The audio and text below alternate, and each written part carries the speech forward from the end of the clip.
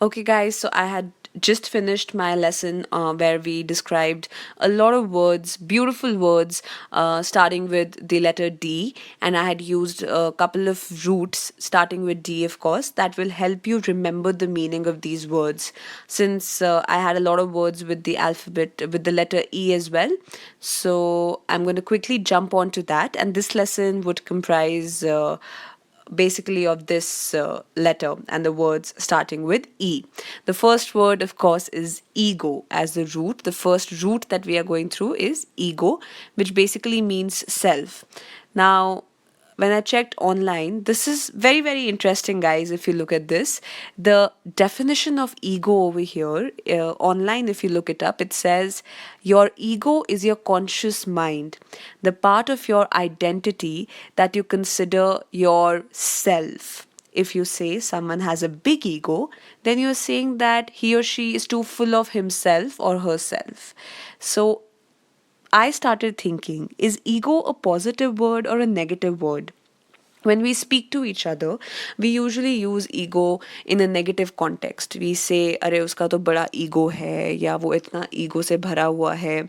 But ego is actually the sense or the realization of one's value. If you have an ego, it means that it's your sense of self that yeah, I exist. If you are not if you do not have that sense, then probably it means that your own sense of self is missing. Now, how you use or how you interpret the word ego, it totally depends. So obviously it can be used negatively also, and I believe that it can be used positively also. So here's a little challenge that I want to throw at you guys. Why don't you try and use the word ego in a positive context and get back to me on it? Also, your second part is that I want you to give me three new words using the word ego. I'm sure you're going to give me words like egoist, also egotist. So, in case any of you decide to write those words, egoist and egotist, then I also want you to tell me the difference between these words. A lot of you have already started going through books like Norman Lewis, Word Power Made Easy. And I remember it was in that book that I had read the difference between egoist and egotist. So, let's see if you can get that as well. Okay, moving on. N and M, which means in or into. Now, the funny part is EN and EM as roots, their pronunciation is N and M, literally like how N and M, the letters are pronounced. EN and EM are also pronounced the same way. The words here are ensconce, which means to settle. Let's say I ensconced myself in the sofa before I started the conversation. So, literally, to sit or to settle in somewhere, you could use the word ensconce there. Embroil means to involve somebody or even your own self in an argument or in some difficulty. So, embroil is not a positive word. When you say that the minister was embroiled in a series of controversies, then obviously in embroiled means वो फंसा हुआ है किसी फसाद में या किसी controversy. What is a controversy called in Hindi, guys? Okay, I need to brush up my Hindi as well, which reminds me. Okay, so embroil, try to remember that don't use embroil in a positive context. It would be used in a negative sense, primarily. To denote that you are in some sort of trouble or argument or in some kind of a difficulty, as written here. In encumber is the next word here. Encumber, again, this one I'll leave to you. So find out the meaning, use it in a sentence, write it in the comment, and I will get back to you on it. Moving on. Right now, if you notice in this slide, there is no root. There are no roots. I have not written any root because okay, you can't go on right now. So before you see what the root is, I want you to read this. The first word is erratic, which means inconsistent.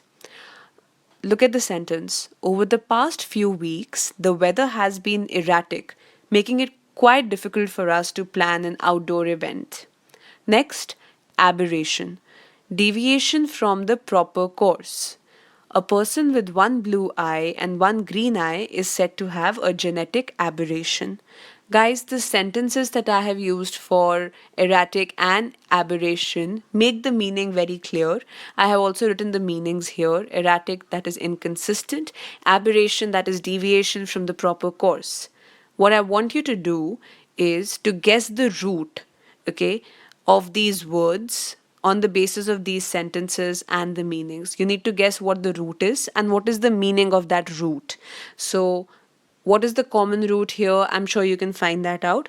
What is the meaning? On the basis of these sentences and these words, try to find out the meaning. Yeah? So, this is a little challenge I've thrown at you. Next is EU, which means well or good. So we have a word like eulogy, which means high praise. So if you need to have a little bit more context, first I think the focus is to be on the pronunciation. So eulogy is not eology or eulogy. E is silent here, it's eulogy. And eulogy is actually a speech which is written praising somebody highly, and it's usually written in the form of a tribute to somebody who has just passed away. Usually, eulogies are read at somebody's funeral, right? Euphemism is basically, how do I put it? An easy, you say something, you really want to say something bad to somebody, but you sort of replace that with something less bad. So you try to use something as a euphemism, like it's written over here. An offensive expression is substituted. Okay, I have written the wrong thing here. An offensive expression is substituted with an inoffensive one, okay, with a less offensive expression. For instance, let's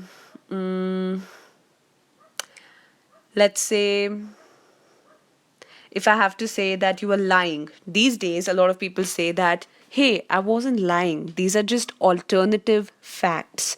A lot of people use if you look it up, even on Google, when you check it, people have now started using terms like alternative facts, especially when two people are in a debate.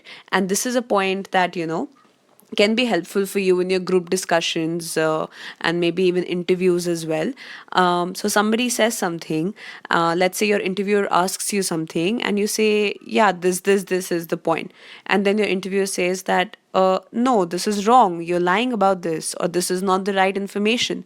And then you say, well, this may be an alternative fact. So I'm just like trying to put this in some context here for you. But alternative facts here becomes a euphemism for lying, right? So you are actually lying, but you just call it an alternative fact. Or when somebody wants to say that we are making some cuts in our organization, or we are like letting go of some people, we are firing some people, but the euphemism firing seems very, very rude. So the euphemism here becomes downsize, okay? If somebody has to say that, oh, this person was cheating in his organization, he's a bad person, he was cheating and doing all these negative things. So instead of cheating, the euphemism for this offensive word like cheating becomes a professional foul. So you can come up with a lot of euphemisms like this. This would actually be a good experiment for you. Why don't you try and look around? Find some euphemisms. Let's take a negative word and find a euphemism for it. I think if you look these up online, you'll be able to get a lot of examples. Next is X or E, which means out or out of. So the words here are exculpate, that means to exempt from punishment, and exacerbate, which means to make a disease or a problem even worse. Look at okay, so exculpate was actually a word that we had used earlier also when we were actually looking at the roots from the letter C, where we had used one of the roots as culp, which is CULP, which meant to blame. And I had asked you to find out the meanings. So exculpate basically means to discharge somebody from a punishment. Means if you're exculpated, मतलब आप रिहा हो गए या आपको उस punishment से छुटकारा मिल गया, right? Exacerbate is to make a disease or even a situation worse. For instance, the extremely high cost of land in cities like Delhi and Mumbai has only exacerbated the problem of housing. Yeah. So exacerbate means और ज़्यादा matlab kharab kar diya. That is exacerbate, literally, to speak. Okay, so we have finished E as well. So I hope you enjoyed the explanations that I gave you, and I hope that these explanations help you remember these words. Guys, if you do the exercises that I'm giving you at the end of every lesson, I think it would be really easy for you to remember all of these words and even use them. So I think when you are writing your comments at the end of each lesson, I would love to hear where you used one of the new words that you have learned. So, if at all you use any of these words in any context, please share it with me, and I would love to hear your stories. I hope you're having a great day. Thank you so much for listening to this lesson. Bye.